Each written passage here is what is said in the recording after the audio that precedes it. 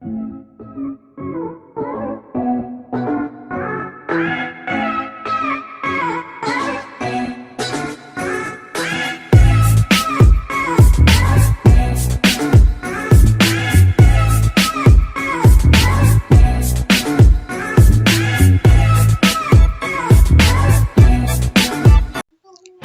mga kapapalayo, good afternoon sa inyo lahat, good day.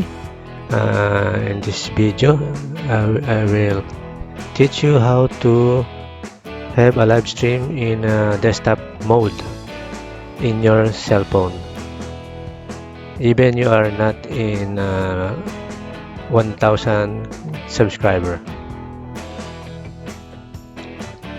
Okay, let's start. Get your cell phone and go to YouTube Chrome, Google Chrome.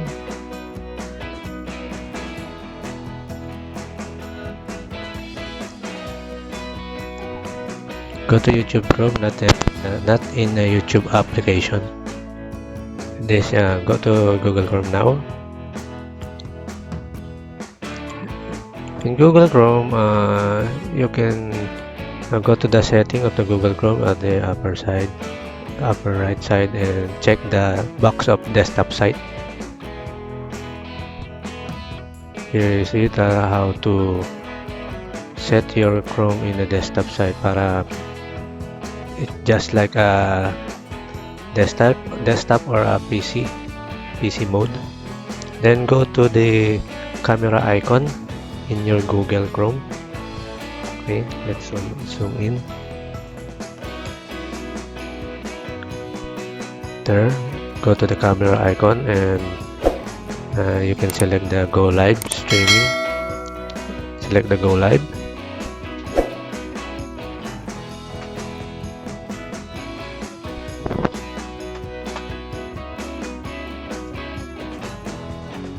At the top of the screen, you see the webcam, stream, and manage.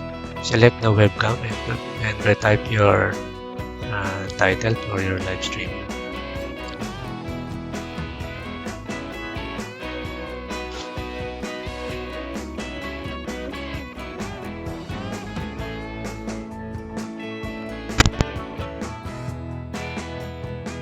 Even you are not in 1,000 subscriber, you can go live. Even you can go live using the Chrome, not YouTube app.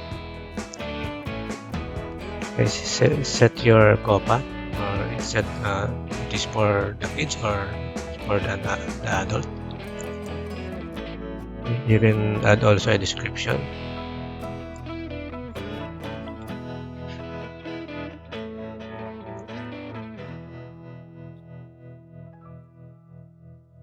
Okay, go for the thumbnail. Smile for your good thumbnail. That's it.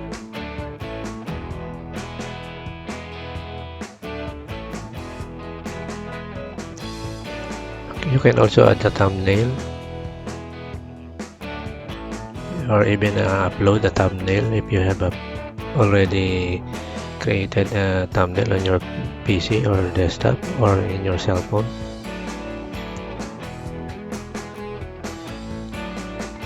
Let's wait for a while to connect.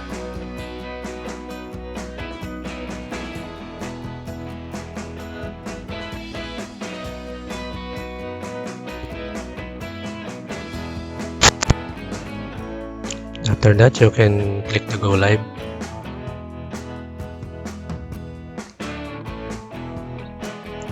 If you already set the thumbnail, and you can do go live now. That's it. You have now in live stream mode. Okay. If you are not already subscribed to my channel, you can subscribe now and click the notification bell to update you for my new tutorial. And see you again. Have a good day. Bye bye. Thank you. Thank you so much for my short tutorial. I hope this will help you a lot. Thank you. See you.